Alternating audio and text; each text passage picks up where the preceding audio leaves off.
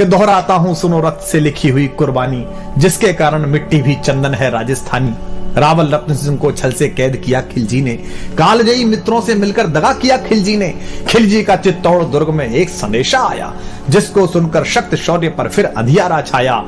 10 दिन के भीतर न पद्मिनी का डोला यदि आया, यदि न रूप की रानी को तुमने दिल्ली पहुंचाया, तो फिर राणा रत्न सिंह का शीश कटा पाओगे, और शाही शर्त न मानी तो फिर पीछे पछताओगे। अब ये एक संदेश आता है चित्तौड़ के किले में, तो पूरे किले में बड़ी अफरा तफरी मच जाती है कि महाराणा पहले ही नहीं है और अब ये नया हमारे पर क्या आ गया। तो यह दारुण संवाद लहर सा तोड़ गया रण भर में, यह बिजली की तरह क्षितिज से फैल गया अंबर में।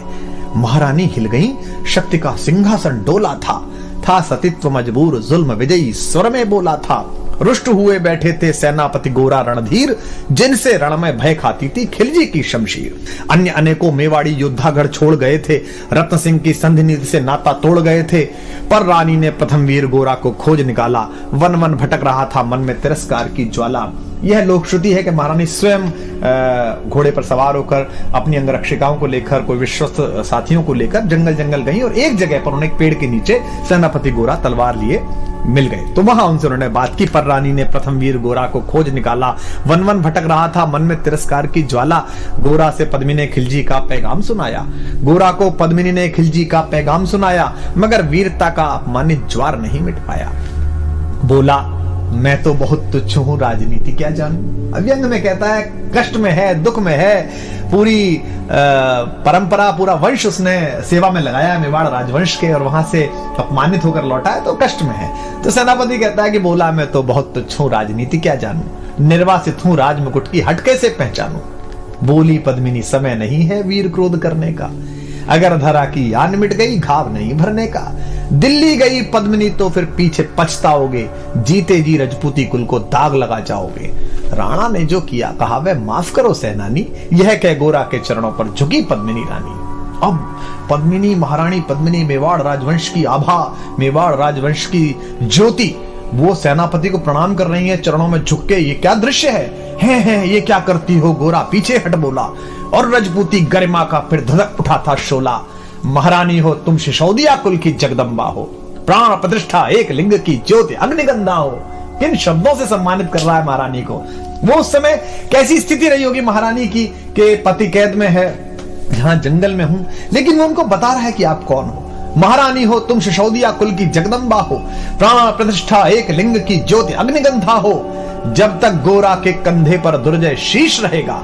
और यह प्रतिज्ञा भारतीय इतिहास में देखिए तो पितामह भीष्म ने जो कहा था, लेकिन यह दूसरी बार हो रहा है कि मृत्यु से वो कह रहे, कहते हैं कि जब तक गोरा के कंधे पर दुर्जय शीश रहेगा, महाकाल से भी राणा का मस्तक नहीं कटेगा। तुम निश्चिंत रहो महलों में देखो समर भवानी, और खिलजी देखेगा केसरिया तलवारों का पानी। खिलजी देखेगा केसरिया तलवारों का पानी। राणा के सकुशल आने तक गोरा नहीं मरेगा, एक पहर तक सिर कटने पर भी धड़ युद्ध करेगा। एक लिंग की शपथ, महाराणा वापस आएंगे, महाप्रलय के घोर प्रबंजन भी न रोक पाएंगे। शब्द शब्द मेवाड़ी सेनापति का था तूफानी, और शंकर के डमरू में जैसे जागी वीर भवानी, जिसके कारण मिट्टी भी चंदन है राजस्थानी। दोहराता हूं सुनो रक्त से लिखी हुई कुर्बानी। खिलजी मचला था पानी में आग लगा देने को, पर पानी प्यासा बैठा था ज्वाला पी लेने को। गोरा का आदेश हुआ सज गए 700 डोले, और बांकुरे बादल से गोरा सेनापति बोले खबर भेज दो, खिलजी पर पद्मिनी स्वयं आती है, अन्य 700 सखियां भी वो संग लिए आती है। स्वयं पद्मिनी ने बादल का कुमकुम तिलक किया था, दिल पर पत्थर रखकर भीगी आंखों से विदा किया था।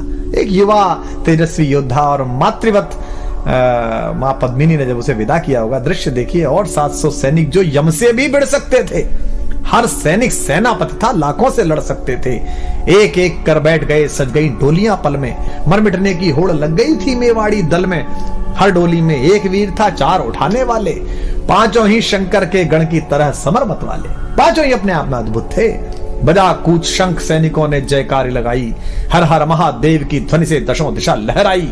गोरा बादल के अंतस में जगी ज्योति की रेखा, मातृभूमि चित्तौड़ दुर्ग की ओर फिर जी भर कर देखा। मातृभूमि चित्तौड़ दुर्ग को फिर जी भर कर देखा। कर अंतिम प्रणाम घोड़ों पर चढ़े सुभग अभिमानी, उन्हें पता है कि वो जहां जा रहे हैं वहां से जीवित वापस आना बहुत मुश्किल है। कर अंतिम प्रणाम घोड़ों पर चढ़े सुभट अभिमानी, देशभक्ति की निकल पड़े लिखने को अमर कहानी, जिसके कारण मिट्टी भी चंदन है राजस्थानी, दोहराता हूं सुनो रक्त से लिखी हुई कुर्बानी। जा पहुंचे डोलियां एक दिन खिलजी की सरहद में, उधर दूत भी जा पहुंचा खिलजी के रंग महल में। बोला शहनशाह पद्मिनी मलिका बनने आई है, रानी अपने साथ हुस्न की कलियां भी लाई है, एक मगर फरियाद फकत उसकी पूरी करवा दो, राणा रतन सिंह से केवल एक बार मिलवा दो। खिलजी उछल पड़ा यह कह फौरन हुक्म दिया था, खिलजी उछल पड़ा यह कह फौरन हुक्म दिया था, बड़े शौक से मिलने का शाही फरमान दिया था, बस एक बार भेंट करना चाहती हैं। अब भेंट में क्या था कि महारानी के डोले में कविता कहती है कि एक लोहार बैठा हुआ था और साथ में ये गए थे सेनापति जी ताकि वो बेड़िया काट सके। वह शाही फरमान दूत ने गोरा तक पहुंचाया, गोरा झूम उठे क्षण बादल को पास बुलाया, बोले बेटा वक्त आ गया अब कट मरने का, बोले बेटा वक्त आ गया है अब कट मरने का, मातृभूमि मेवाड़ धरा का दूध सफल करने का, यह लोहार पद्मिनी भेष में बंदी ग्रह जाएगा, केवल 10 डोलियां लिए गोरा पीछे धाएगा, यह बंधन काटेगा हम राणा को मुक्त करेंगे, घुड़सवार कुछ उधर आगे की ही तैयार रहेंगे, जैसे ही राणा आए वे सब आंधी बन जाएं और उन्हें चित्तौड़ दुर्ग पर वे सकुशल पहुंचाएं। अब आप तैयारी देखिए कि कितनी कठिन, पूरी सेना खिलजी की और ये चंद लोग, और उसके बाद भी अपने महाराज को महाराणा को किस तरह मुक्त कराने के लिए क्या संकल्प है कि उन्हें चित्तौड़ दुर्ग तक वे सकुशल पहुंचाएं। अगर भेद खुल गया वीर तो पल की देर न करना, और शाही सेना आ पहुंचे तो बढ़कर रण करना, राणा जाए जिधर शत्रु को उधर न बढ़ने देना, और एक यवन को भी उस पथ पर पांव न धरने देना, मेरे लाल लाड़ले बादल आन न जाने पाए, तिल तिल कट मरना मेवाड़ी मान न जाने पाए, ऐसा ही कोगा काका रजपूती अमर रहेगी, बादल की मिट्टी में भी गौरव की गंध रहेगी। क्या तो गोरा है और क्या उसका भतीजा बादल है। ऐसा ही होगा काका रजपूती अमर रहेगी, बादल की मिट्टी में भी गौरव की गंध रहेगी, तो फिर आ बेटा बादल सीने से तुझे लगा लूं, हो न सके शायद अब मिलना अंतिम लाड़ लड़ा लूं, यह कह बाहों में भरकर बादल को गले लगाया, धरती कांप गई अंबर का अंतस मन भर आया, सावधान कह पुनः बढ़े पथ पर गोरा सेनानी, ऐसा ना हो जाए कमजोर हो जाए, इसने कहा सावधान कह पुनः बढ़े पथ पर गोरा सेनानी, पहुंच लिया झट से मुड़कर बूढ़ी आंखों का पानी, पहुंच लिया झट से मुड़कर बूढ़ी आंखों का पानी, जिसके कारण मिट्टी भी चंदन है राजस्थानी, दोहराता हूं सुनो रक्त से लिखी हुई कुर्बानी। तो अब योजना का क्रियान्वयन देखिए आप कि गोरा की चातुरी चली राणा के बंधन काटे, छांट छांट कर शाही पहरेदारों के सर काटे, लिपट गए गोरा से राणा गलती पर पछताए। क्या लगा होगा महाराणा को कि जिस सेनापति पर शंका की, जिस सेनापति को स्वीकार नहीं की उसकी बात, आज वो आपातकाल में काम आया। लिपट गए गोरा से राणा गलती पर पछताए, सेनापति की नमक हलाली देख नयन भर आए, पर खिलजी का सेनापति पहले से ही शंकित था, उसे अंदाजा था कि कुछ गड़बड़ है, ऐसे लोग नहीं है जो इतने आराम से मान जाएंगे, ये कि रानी आ रही है और उसकी सखियां आ रही हैं, उसको संकट था। पर खिलजी का सेनापति पहले से ही शंकित था, वह मेवाड़ी चट्टानी वीरों से आतंकित था, जब यह मिलन लखा समझ पद्मिनी नहीं आई है, मेवाड़ी सेना खिलजी की मौत साथ लाई है। पहले से तैयार सैन्य दल को उसने ललकारा, निकल पड़ा टिड्डी दल, रण बजने लगा नगाड़ा, दृष्टि फिरी गोरा की मानी राणा को समझाया, रण मतवाले को रोका जबरन चित्तौड़ पठाया कि आप तो जाई, राणा चले तभी शाही सेना लहरा कर आई। राणा इधर चले, उधर से शाही सेना को संकेत हुआ, कह रही है तो राणा को इन्होंने मुक्त करा लिया।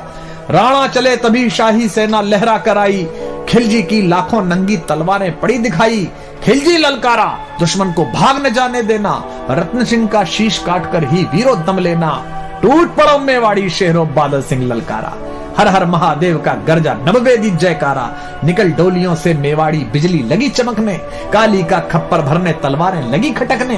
राणा के पथ पर शाही सेनापति तनिक बढ़ा था, पर उस पर तो गोरा हिमगिरी सा अड़ा खड़ा था।